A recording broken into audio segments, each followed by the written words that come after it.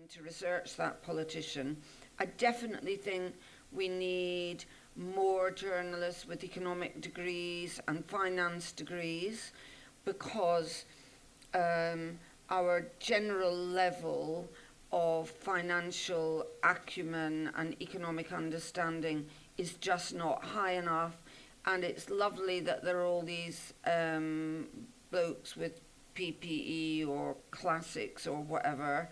And, you know, I've got a degree in philosophy, so should Boris Johnson want to say something about Plato? You're on it. You're on it. There, you're the woman to say. And I did think, who was it he said, you know, was his favourite politician? You know, some ancient bloke. No, it was Pericles. Pericles. Pericles. And I thought, Pericles, there were some dodgy things about Pericles. And I looked up Pericles, there's the good and there's the bad. But on the whole, it would be better to know about economics than to know about Pericles. But the subject that I really feel journalists really, really need to know about is science. And journalists' understanding of, we need far more journalists with science degrees to enter journalism. I couldn't agree more on the finance. You know, some absolute twaddle is talked about sometimes about climate, and people can't answer it. But even then, you can read up. You know, I've made 3 programmes again about Andrew Wakefield, and Andrew Wakefield took a complaint to the regulator, the predecessor of Ofcom, and I found myself debating science, because then it was directly the complainant versus the journalists defending themselves in those days, and strangely, I won. Andrew Wakefield, you know, your science was not as hot as Dorothy Byrne's. And I think that proved to be the case, because he got struck off. Yes. And I've never been struck off. Do you think that we've become a little bit addicted to I know it gets talked about a lot, the kind of 24/7 news cycle. So we think about news as, you know, so-and-so says something today, but it's actually not particularly news. As you said, sometimes it's somebody announcing something that was already announced in a piece of paper already. Have we become too fixated on focusing on everything somebody says or does when they're visiting hospital as being news, and less focused on the kind of more slow burn type exposés? Well, I think that all journalists are probably learning that he said, she said journalism. There are lots of politicians having quarrels at the moment, and some of those quarrels are actually very important quarrels, and some of them are just quarrels, and I don't know either of them, and I don't care about their quarrel. So, and if we cover that minutiae too much, literally people don't understand what's going on. And I think particularly at the moment with Brexit, and also with everything happening in Parliament, how many people really understand what's happening? And we do need to step back and do a lot more explanation of what's going on, because it's so hard to understand. Sometimes I don't understand what is going on, and I have Gary Gibbon on speed dial. Not many people get it, that, but I think Gary Gibbon should be on speed dial for everybody. You know, he should be like a sort of counselling service as well. And I ring up Gary and I say, Gary, I'm making this major film. Would you just explain what's actually happening? And he does. But every now and then, Gary Gibbon says, even I don't know what's going on. And also when you say, what's going to happen? That's all anybody wants to know now, isn't it? Never mind what's happening. What is going to happen? Gary Gibbon doesn't know. But that is really worrying. I've been really encouraged by that, actually. I do think that's been a change that I've seen in news reporting, is the increasing number of journalists who are willing to say, I have no idea what this means. And actually, in a way, I think that helps people to have a little bit more confidence. You feel and a bit trust. less stupid yourself if somebody else doesn't know. It's also saying this is chaos. But I do think we need a lot more explanation. The BBC did some very good research, so I just got somebody to give it to me, so I didn't have to pay for it. And it was about the fact that viewers, if you were doing an economic story, wanted you to explain the background to the story every time you did the story, which for us as journalists seems really strange. You know, if I'm going to discuss the FTSE 100, do I have to explain every time I refer to the FTSE 100 what the FTSE 100 is? Well, actually, viewers said, yes, could you do that? And so I'm so in favour of more and more explanation.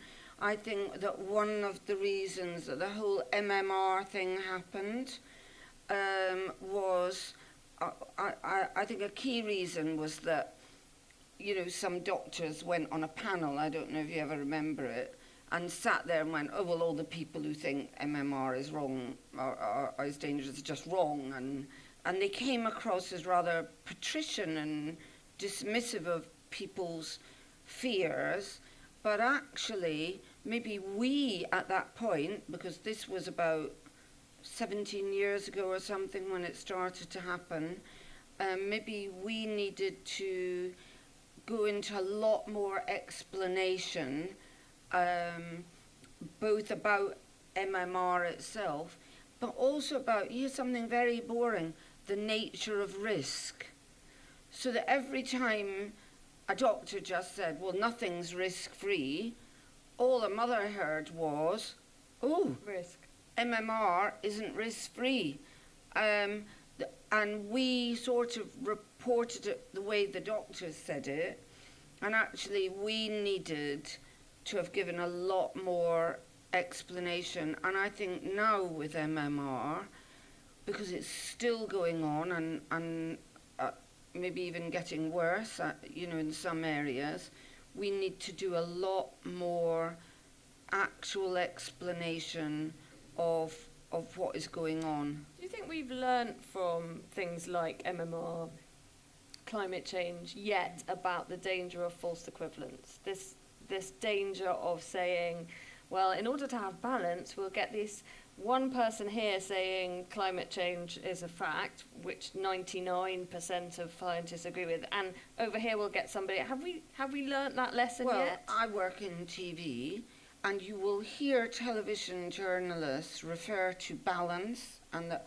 balance is required. Actually, what they need to do is read the Ofcom regulations, and nobody is allowed to work for me, theoretically, without having read them all. And occasionally I test people. See why I was nervous? I mean, wouldn't you be? Yeah, and it's not about balance, it's about due impartiality. So, you only have to be duly impartial. So in the case of smoking, you can say all the medical evidence in the whole world is that smoking is dangerous, and there's a madman up a tree in Orkney, except there are no trees in Orkney, so that would be a key, who believes it doesn't exist. That would be due impartiality on that subject. On some other subjects, the weight would be a bit different. I think where we also went wrong in climate change was we went from balance and false equivalence to saying all scientists agree with each other. And actually, they didn't all agree with each other. They all had slightly different views about climate change. And I think if we'd said that, people would have thought, well, that's a bit more convincing. Whenever you tell me that everyone thinks something, you know, you hear people say that a lot, don't you? Everyone thinks, you know, everyone thinks the Queen's wonderful. You know, people think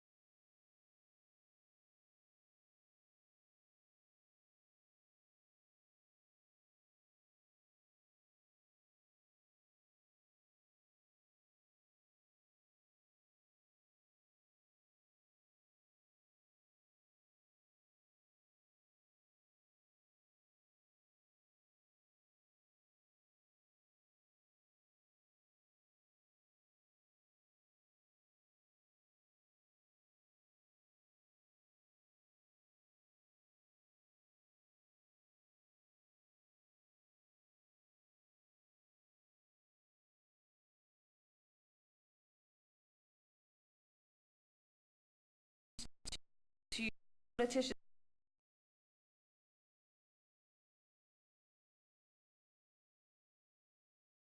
able to say that like Channel 4 dealing with the likes of Donald Trump telling barefaced lies. I noticed that some news organisations in the States have started, you know, with their ticker tape to actually say, you know, this is untrue in the actual scrolling at the bottom. Yeah. How are you dealing with that? Well, I think Donald Trump falls into a category all of his own, doesn't he? Where He definitely thinks he falls into a category of his own. yeah, he tells so many lies you can hardly keep up. And I've noticed even the BBC will say that just isn't true. So, and because his lies often feel quite random.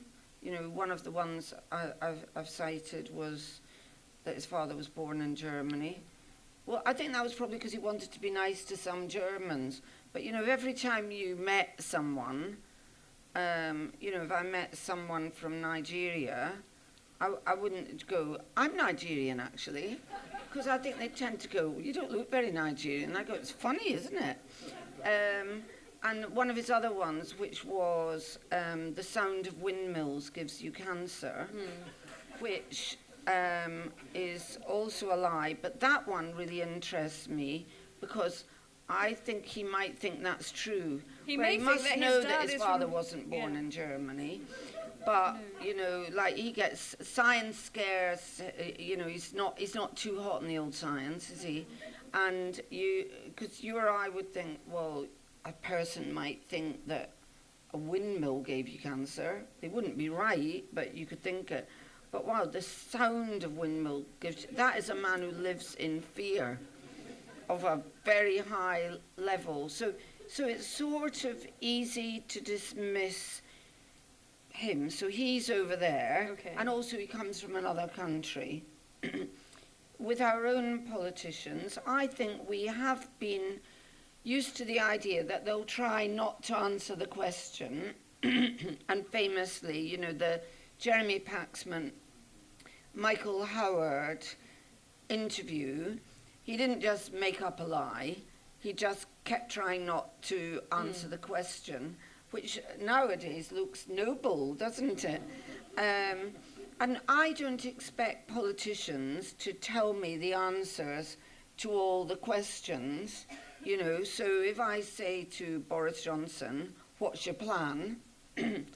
Because I assume he has one.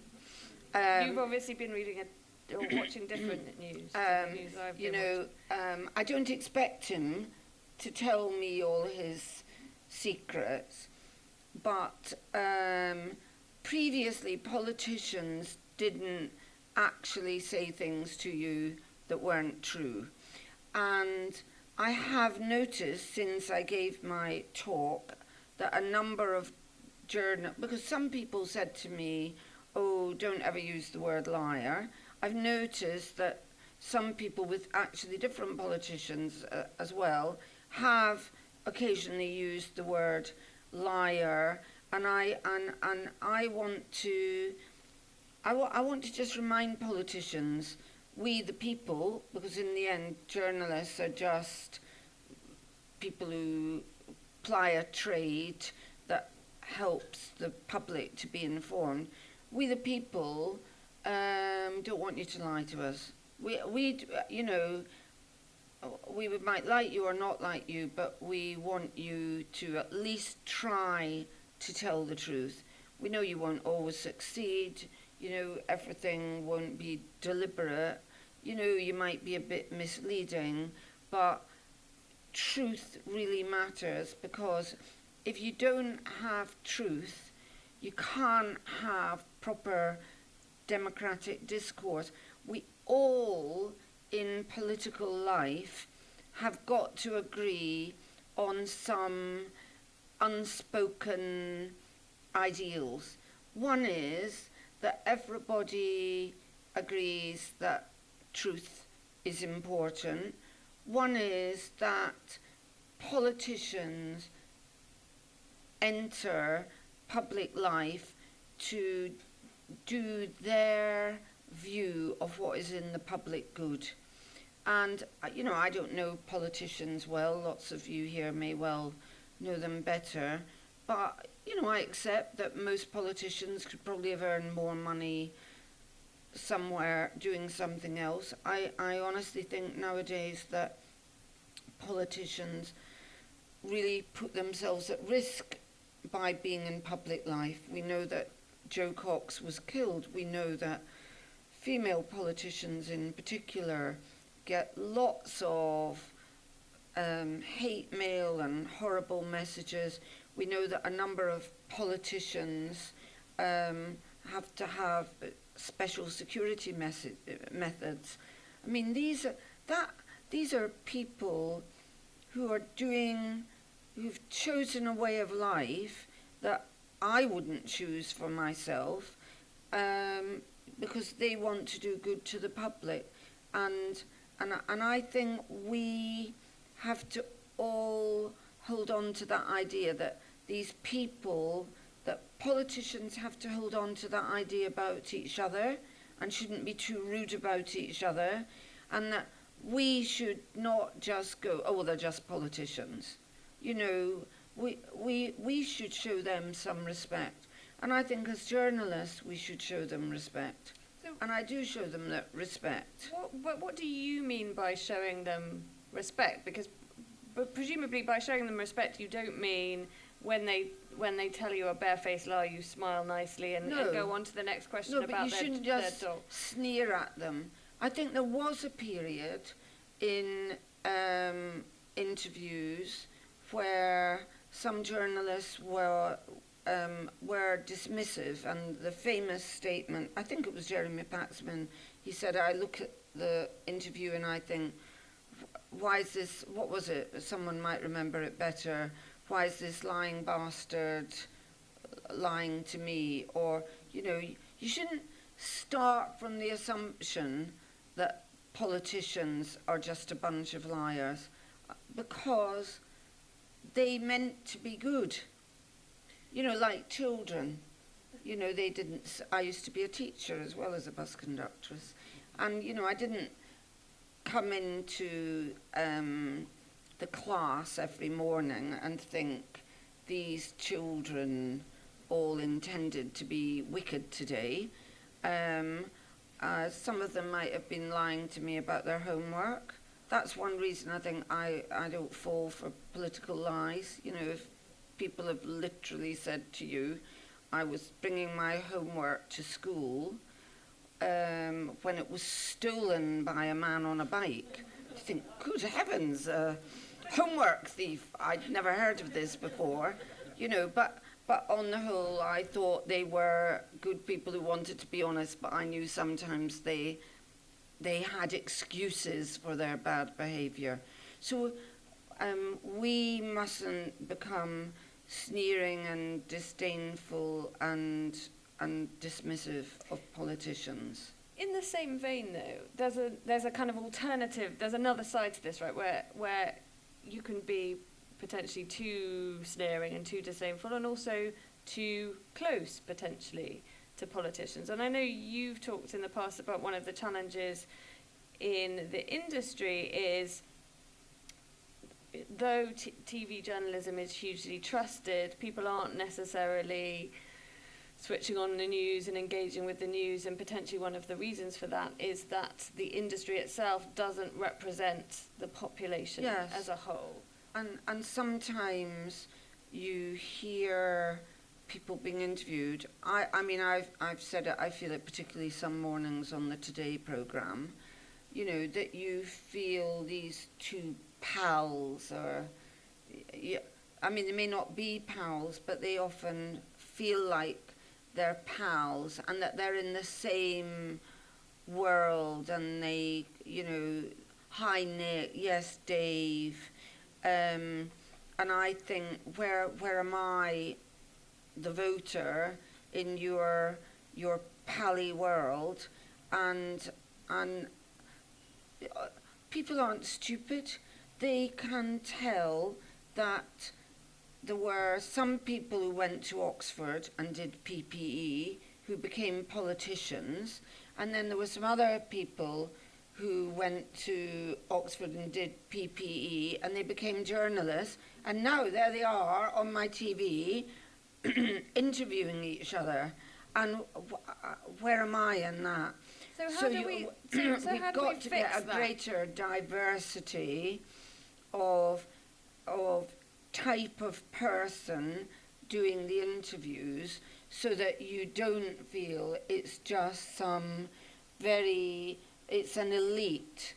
You know, a lot of the time I turn on the TV and it's the elite with the elite, and you know, we've got to become much more diverse, because if we're not, we're losing people's trust and interest.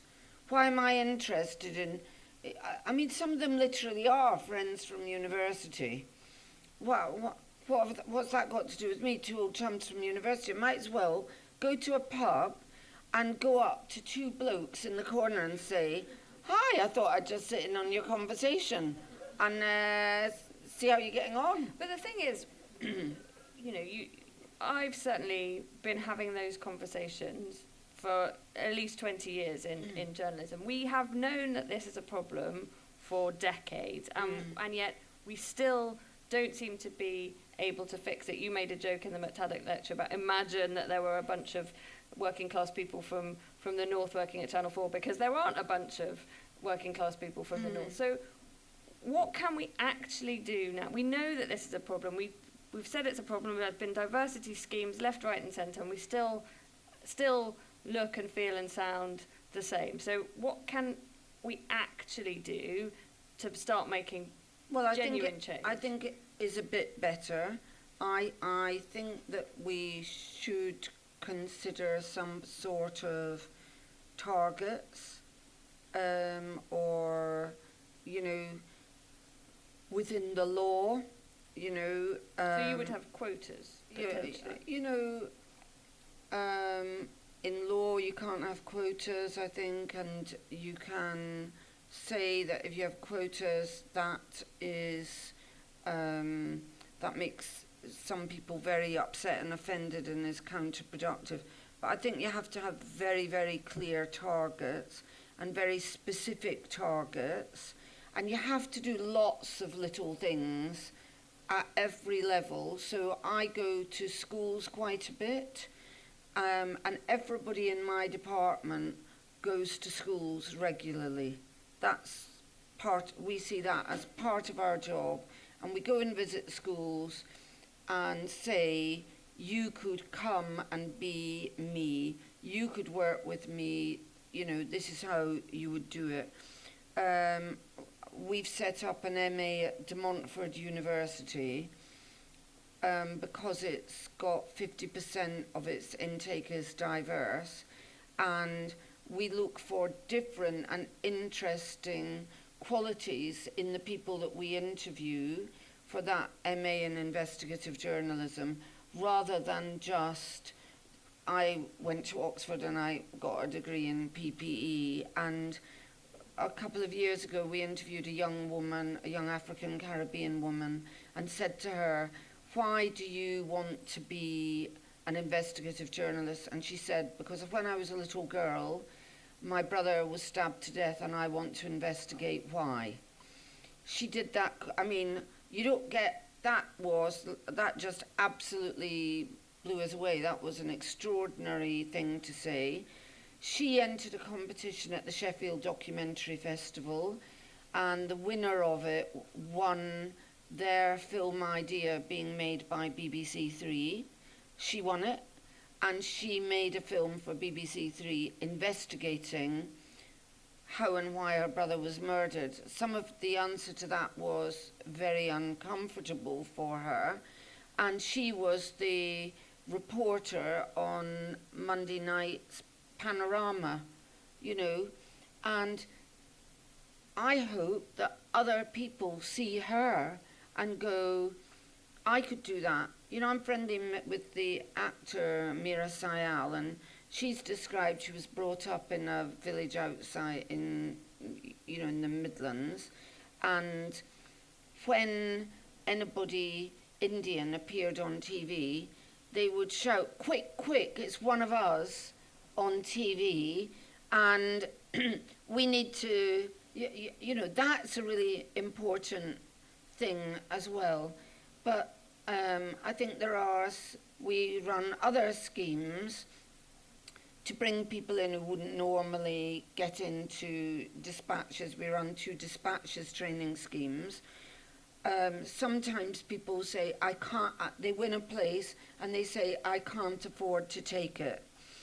And this thing of people not having the money to take jobs because so much work now is short-term freelance.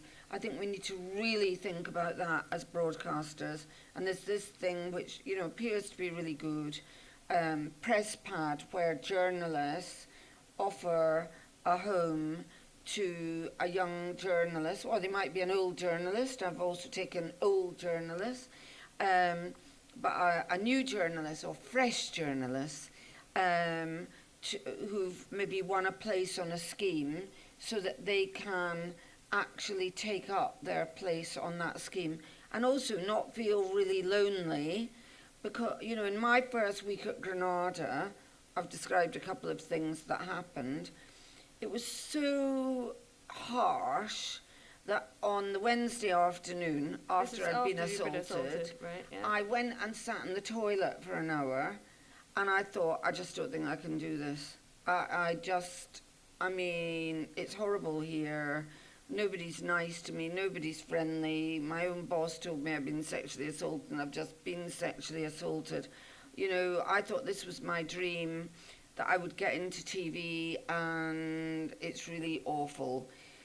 And then I went out and I was still feeling unhappy, and a young woman sitting next to me said, I've been asked to follow up a fire. How would I follow up a fire? And she was quite posh and she'd been in TV a bit, and, I thought she was really successful.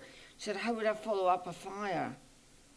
I'd worked on local papers, so I said, you could ring the fire brigade. They often know a lot about fires, quite sarcastically.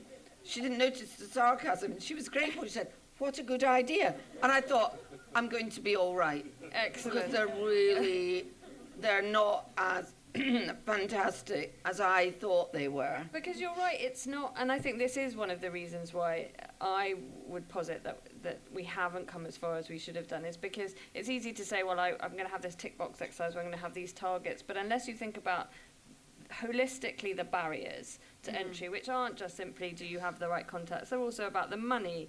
Do you have somewhere to stay? How does it feel when you get there? You know, I think you were talking about how often people feel that they come to a news organisation and there are kind of secret codes about what you wear and how you talk about certain things. LSE did a study about Channel 4, which is, you know, well done to Channel 4. It didn't make them look good. But they published it, and in it, people who came from more diverse backgrounds said that they felt there were secret codes of what you had to wear and about conversation. So they said that you would look at somebody middle class and successful from the south of England who worked at Channel 4, and they would appear to be dressed very, very casually.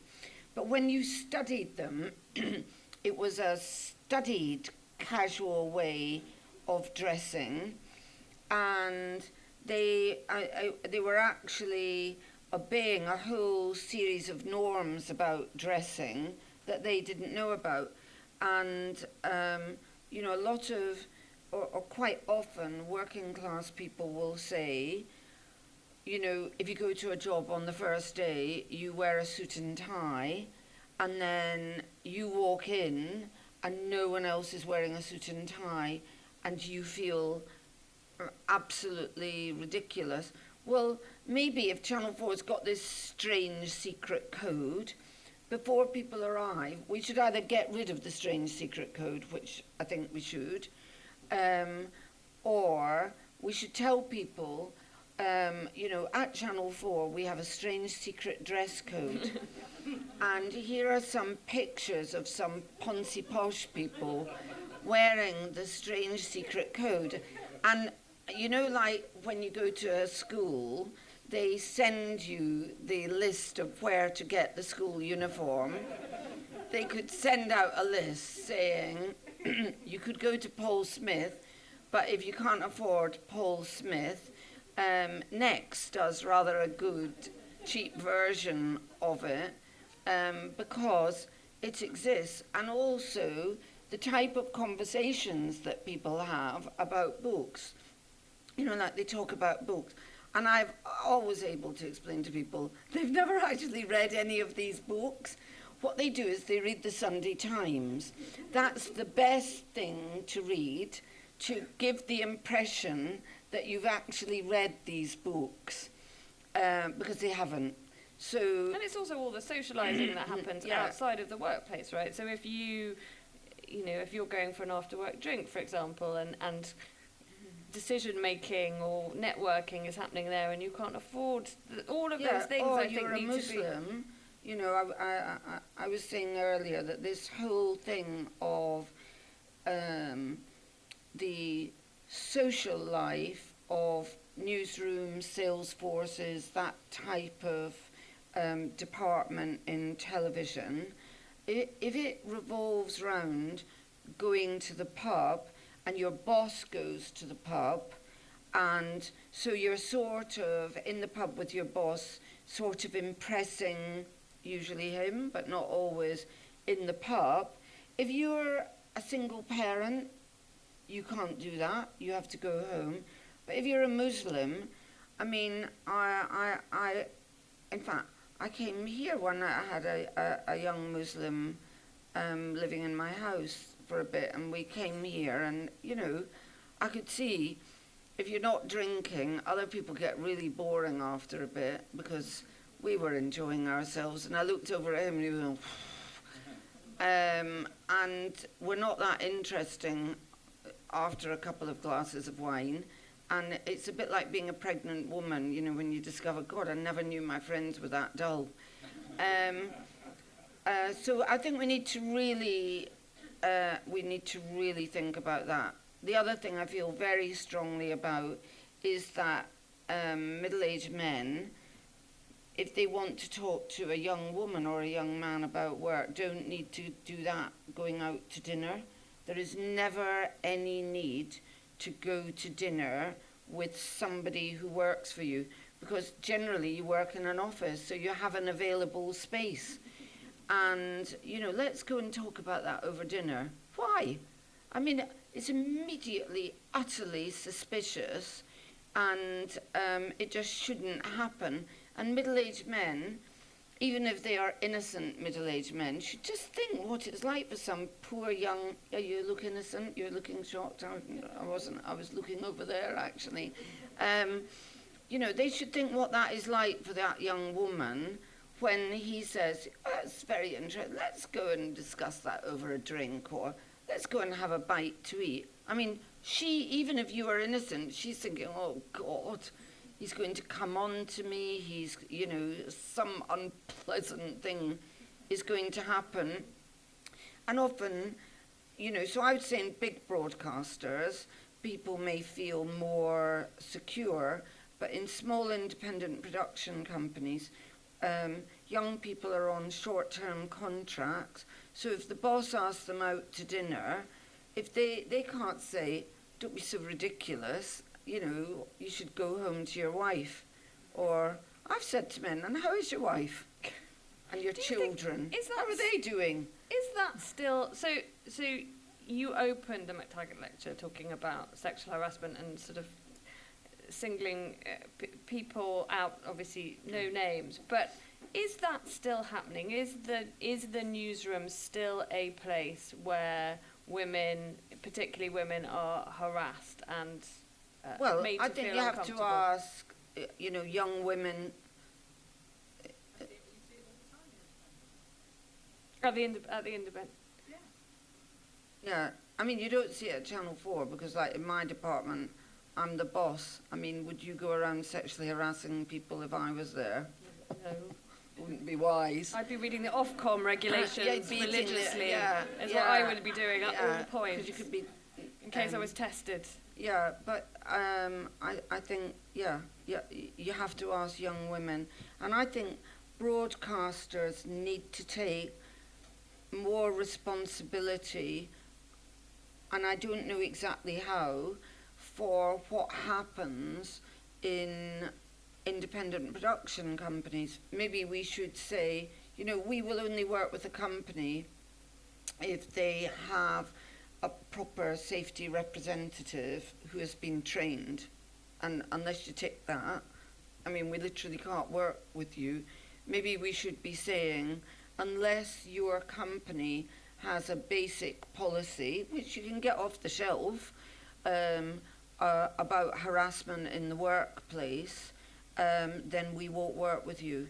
And, you know, in the Ethical Journalism Network, we have developed different codes of conduct for people at work.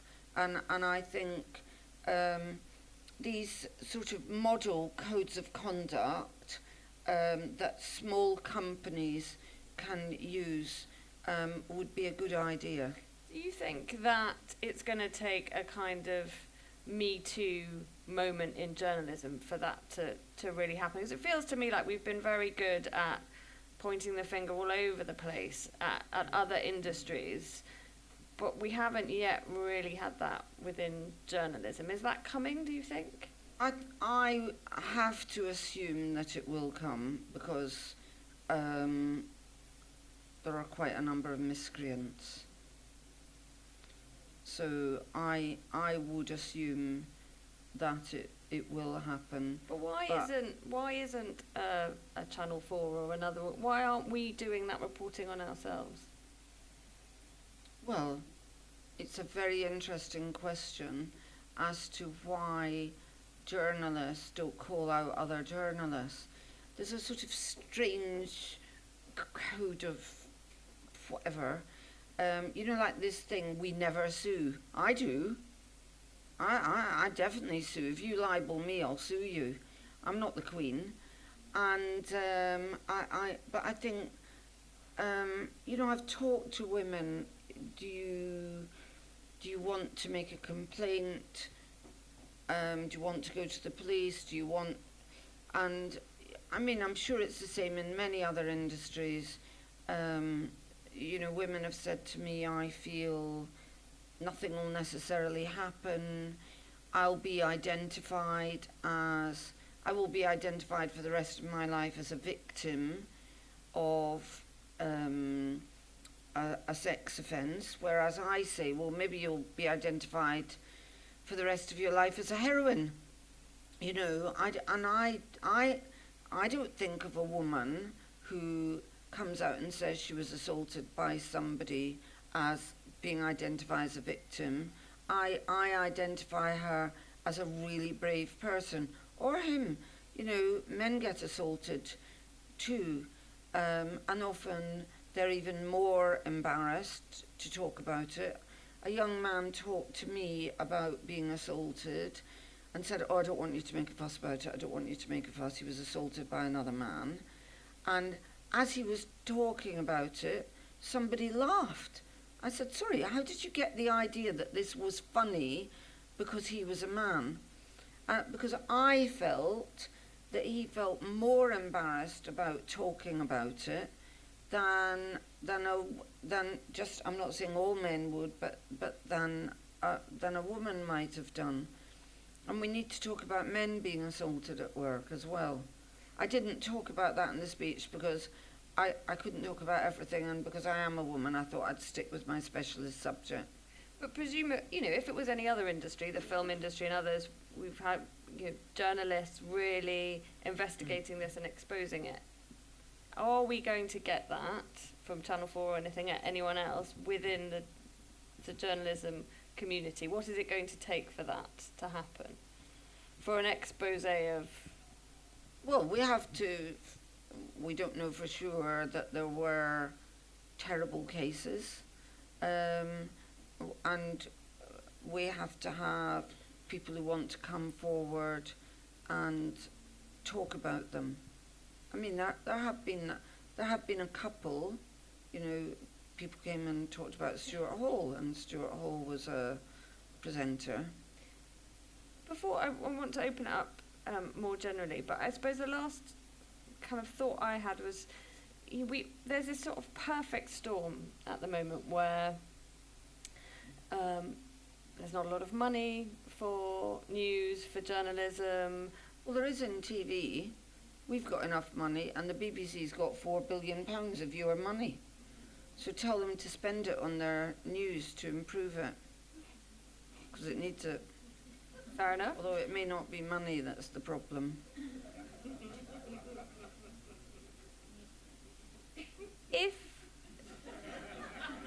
I so want to now spend the next half an hour talking about the BBC, but now you've just...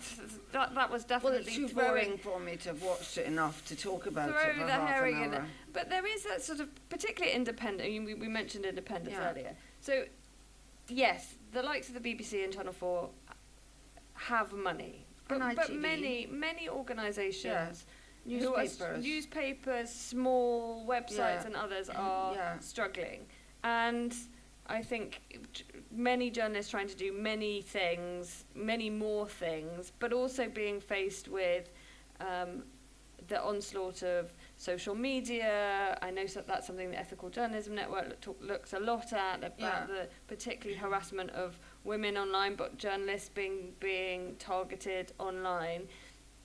Is there more that, with your ethical journalism hat on, not necessarily your Channel 4 hat on, how do we, because journalists, we like to think that we're quite hardy, right? We're gonna do this and we'll just slog on and work the 18 hours and we'll just keep going.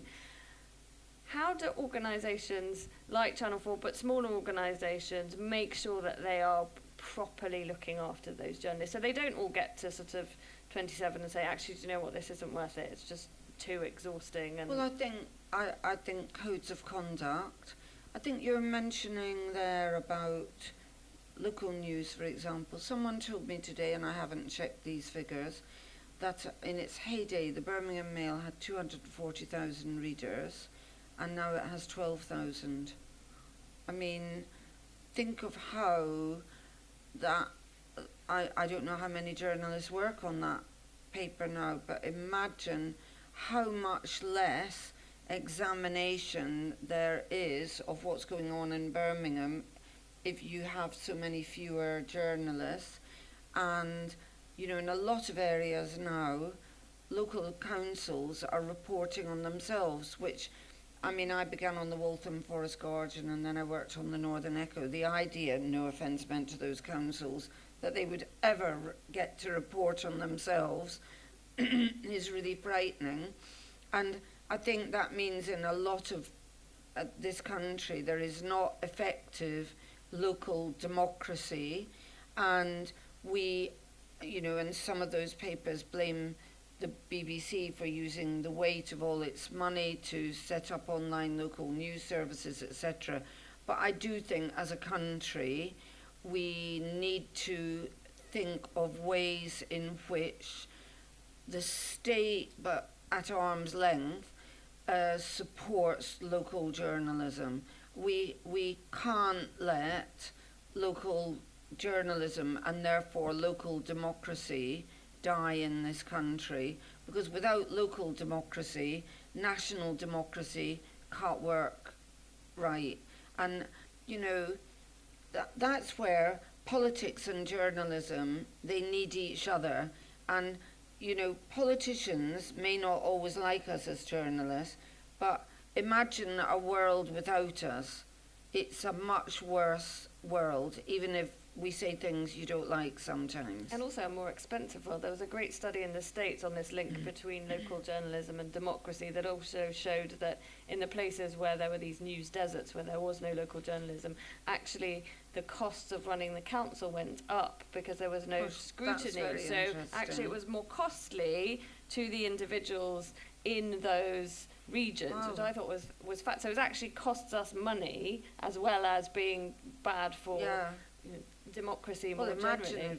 Imagine if politicians could just spend whatever they wanted without us going, hello. And then coming back to you and saying you need to pay for this now because nobody questioned whether or not we needed to spend it. And also those skills that you learn as local journalists, traditionally that was the route into, as you've seen, into jobs like yours. But if you cut off local journalism, there is no then route we just get more and more posh people.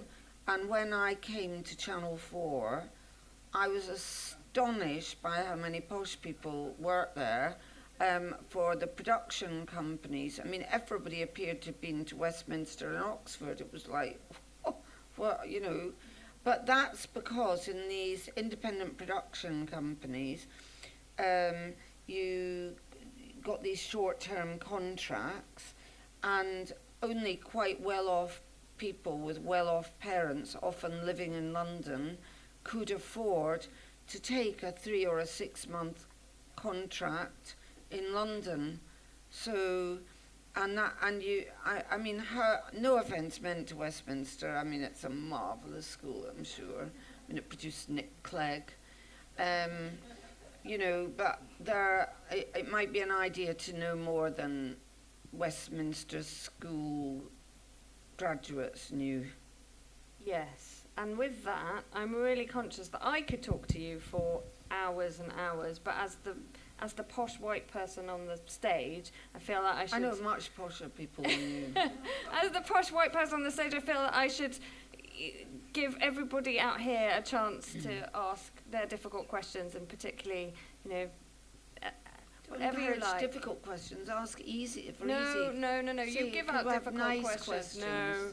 I'm an old lady. Don't be cruel. No, nonsense. Yeah, I'm Kate Middleton. No relation whatsoever. I think that one of the big problems facing us in television at the moment is this short-term contract to contract. Because I'm old, not as old as you, but I'm still pretty You're uh, getting there. You're getting there. To be fair, she's getting there. Yeah. I act as a referee for a lot of directors. I'm the person they wheel out as, can you give me somebody you've known long term? And I've noticed increasingly the conversations go like this. Hi, we want a reference for X. We're making something for the BBC or Channel 4 or whoever it might be. And they've, we've interviewed them as a potential director. This conversation is strictly off the record, okay? So that's step one. It's all off the record. What I'm asked about The women I give references for is completely different from what I'm asked about the men. Nobody, as happened to me 2 weeks ago, they rang up and said, now, we know that she's a real handful to work with and that she's mad as a box of frogs, right? And also she's got... Are they talking about me?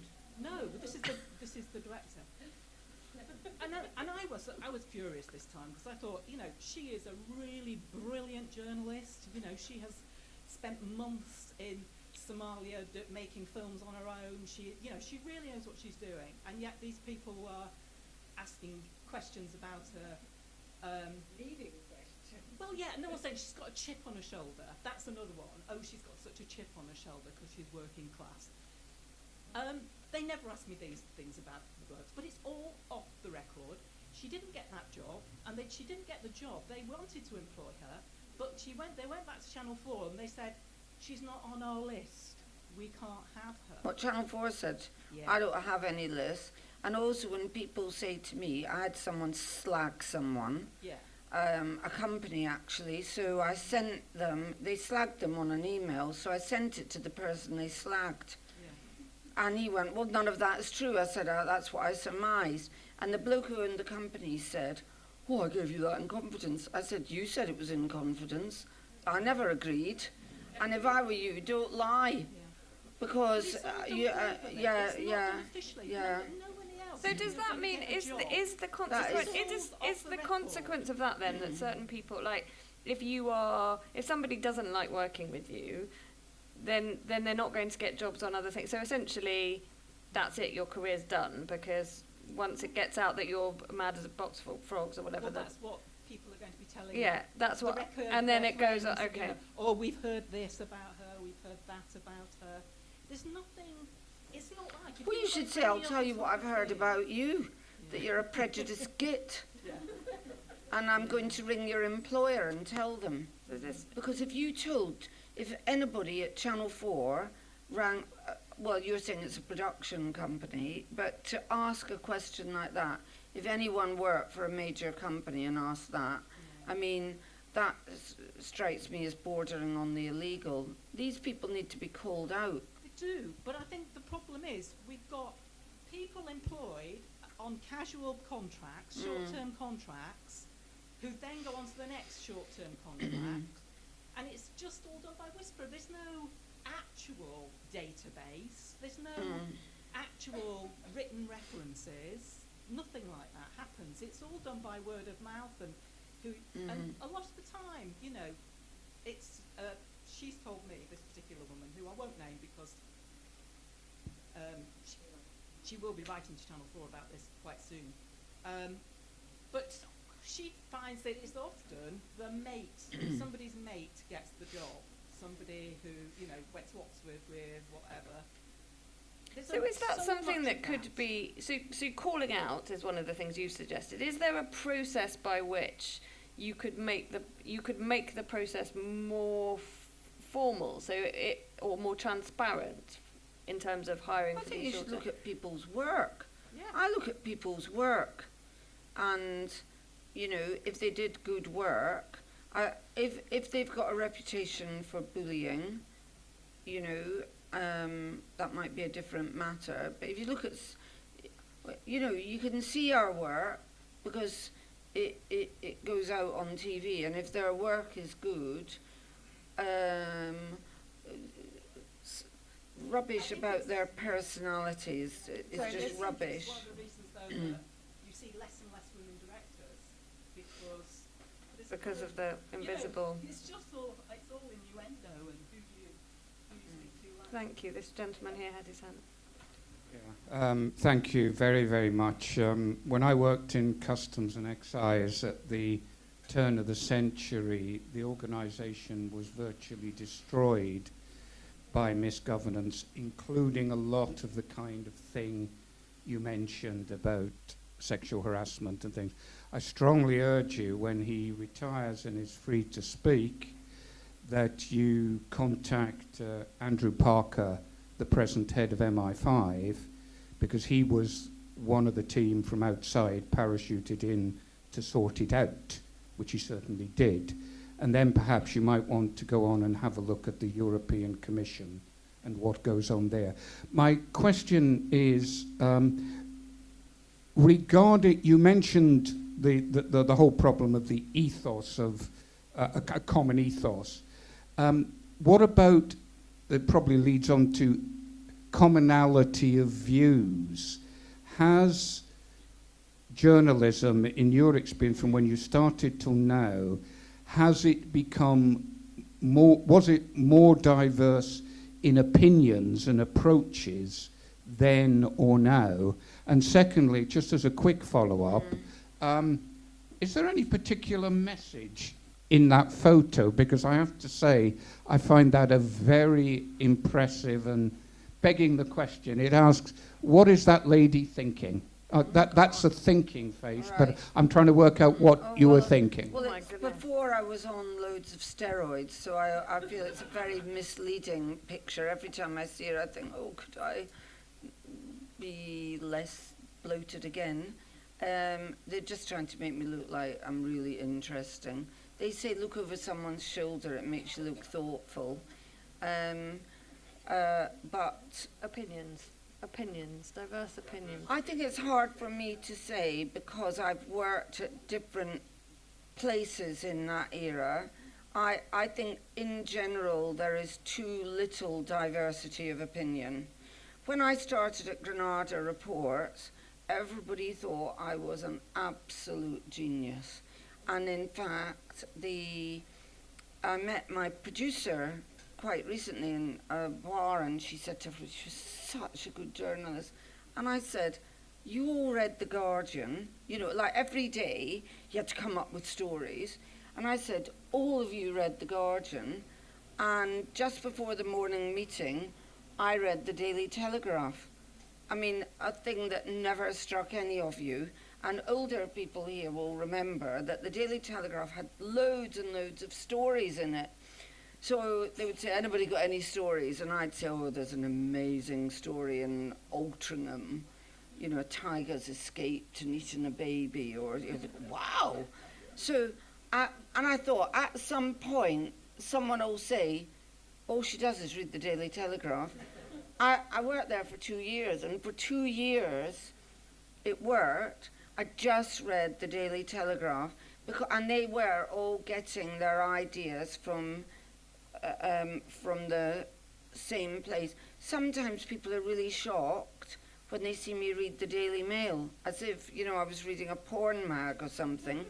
And I say, actually, do you know what? A lot of what's in the Daily Mail is true. I wouldn't like to speculate on all of it. And they've got a lot of journalists. So, you know, if the more journalists you have, the more stories you can have. And stop being afraid to read other things to what you usually read, and you know, ask other people their points of view. So there is you know, we have to be frank, there are too many liberal lefties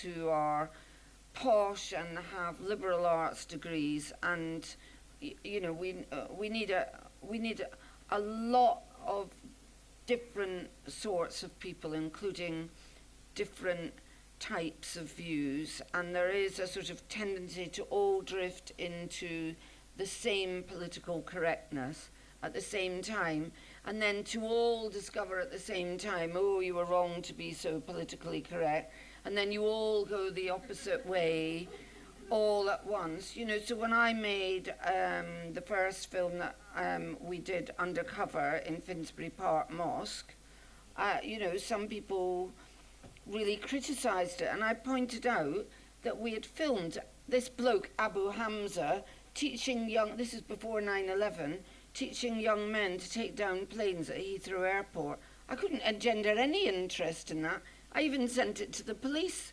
Should you not be aware there's some bloke teaching men how to take down planes at an airport? I think you should see to that. Of course, it turned out they knew all along and weren't doing anything about it, and that's how 9/11 happened. Because the police are like us. And they all go one way. And I want to ask you about kind of the link between journalists and sort of when you go into campaigning and that kind of thing. But I know there's lots of hands up, so I'm going to come to you. My question goes back to the question that you asked in terms of how incumbent is it upon journalists to fact check at the time and to have facts at their fingertips when they are interviewing and questioning, interrogating the people that they're talking to. And I very much appreciate the point that there are a lot of organizations that are resource short, etc.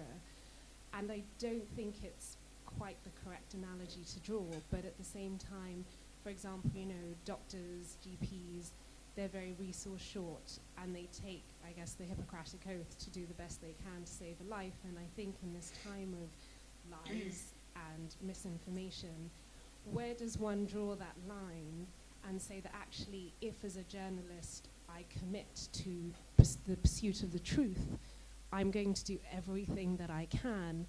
And that sort of relates to then how are organizations structured so that certain CEOs of certain big newspapers, they're taking home pretty big pay packets.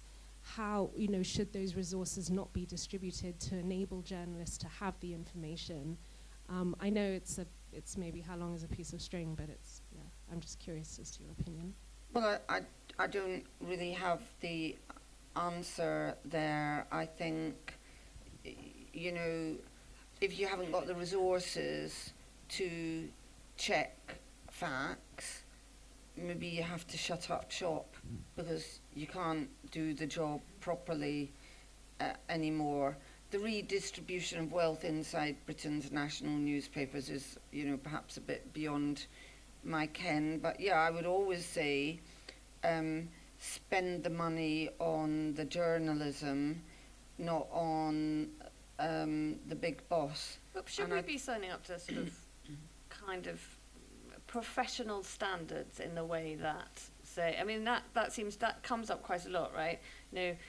This comparison between doctors and lawyers. Should journalists be signing up to some kind of professional standard? Should we all be held to Well, something if you that work everyone for Channel 4, you do, because you're not allowed to work on my programmes if you haven't read the Ofcom code. And the contract with the company says that every person who works on a programme for me has to have read the Ofcom code and has to abide by it. And they also have to have read the Channel 4 own rules, and they have to abide by them.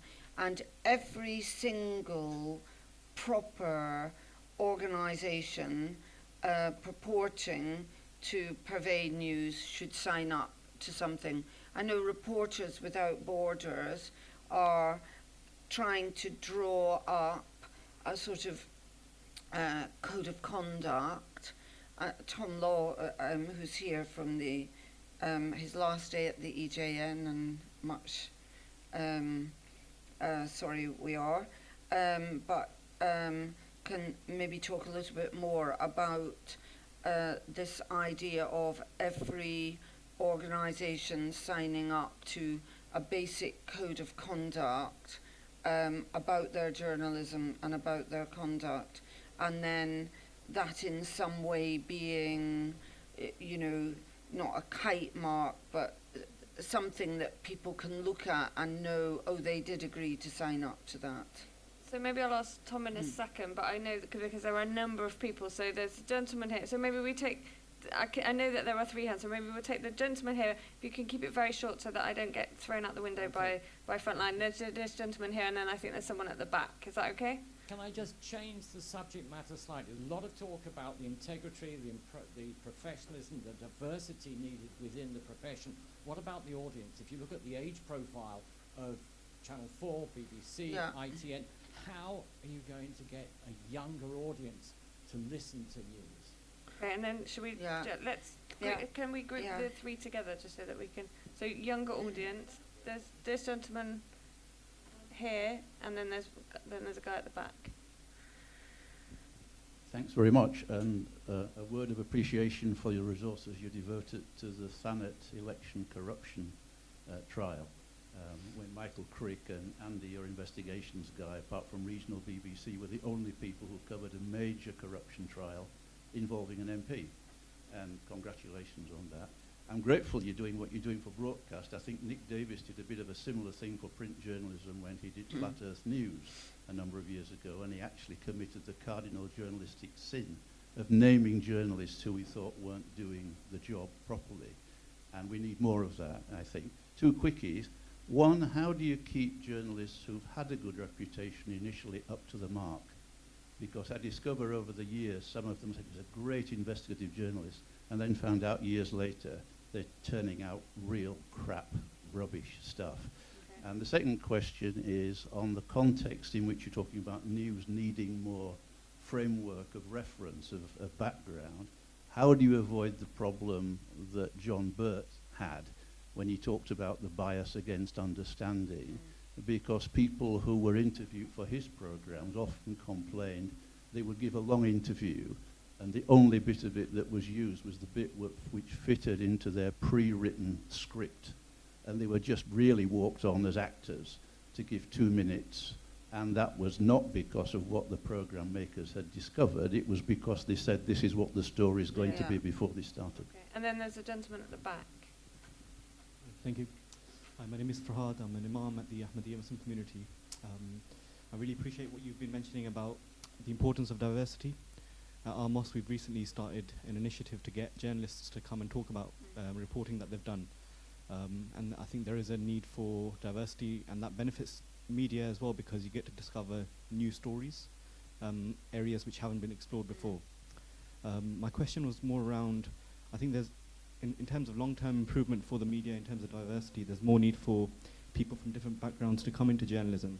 But for the short term, how would you say, what role can we, in different backgrounds that usually don't make it into the media, how can we reach out more to the media to try and better the situation? Thank you, that's a great Well, you've question. introduced yourself to me a couple of times, and I know you invite journalists, and I think that that is really good because there is so little understanding about religion in this country among journalists. There's a very high percentage of atheists and a tendency to not respect other people's religions because they haven't got one themselves. And so, but in the end, the answer is we have to get more Muslim journalists. I mean, someone in our own newsroom told me that at 9/11, this one always made me laugh, it's a slightly different story, but that, when the planes crashed into the Twin Towers, they turned to him and said, what's it all about? Why are they doing that? And he said, well, as I'm a Hindu, I wouldn't really know anything about Islam. But actually, even worse than that is the idea that a Muslim would know why a bunch of terrorists were doing something. That would be like saying to someone like me, brought up as a Catholic, if a paedophile Catholic raped somebody, what was he up to then, Dorothy, that priest? And I'm expected to answer for all Catholics. Pre-written scripts. Oh my gosh, I worked on a program at Granada where before we went out, we were given a script with the name of the person and what they would say. It was a program called Union World, and it was my first job as a researcher outside news. I thought, is this how they make TV programs? And if I came back and the man hadn't said it, I would get into trouble. Even if I said, but you see, that's not what he thought. So the idea that a pre-written script is in any, you should have a plan of what you're going to do, but that, is ridiculous. How you keep people up to the mark, well, people say, journalists now, they're not as good as they used to be. I say, in the past, there were no rules at all. People could just do what they want. A lot of these old journalists are absolutely appalling. In fact, a number of award-winning journalists are really not nearly as good as journalists and as honest as some of the young journalists today who are properly trained. And I think Kate and I know a few people that really would now not even be allowed through the door. there was a man who always used to ask people at the end of his filming. So now I just want you to say, and I agree with everything that you said. And a doctor rang up one day and said, I've just been thinking about this. I was interviewed, and he asked me at the end to say, I agree with everything you said. Why was that? And I mean, like is that some special journalistic technique he meant? And of course, we all knew. How to get a younger audience? I think there are two answers. One is we've got to be frank and say we won't get young people to come to television news on TV in the way that in the numbers that we used to get. So we've got to reach them in other ways. And, Channel 4 News is, I think, got the biggest social media presence in quite a number of platforms, is huge on YouTube, massive on Facebook. So that's one way we have to get people. But on our news, we have to do news that interests them. And I think we have to show that they expect a diversity of reporters. So it's not always about having a young reporter for a young audience, but about having diversity and do things that interest them, but making news programs of a different sort as well, that maybe aren't even badged as news. But, if you find the answer, could you tell me? Dorothy, I agree with everything you've just said. I'm really sorry, that's our 90 minutes. I'm sure that we could have gone on for at least another 90 minutes. I'm not sure if we've solved all of democracy, but I feel like we've got quite a long way. And I think while we were talking, government released the Yellowhammer papers about the preparations for no-deal Brexit. So maybe that was inspired by our move to get more democracy just by being here. I like to feel that we've had that bit of impact, maybe. Thank you so much. Please put your hands together for fantastic Dorothy Byrne. Thank you very much. Thank you. Thank you, Jodie.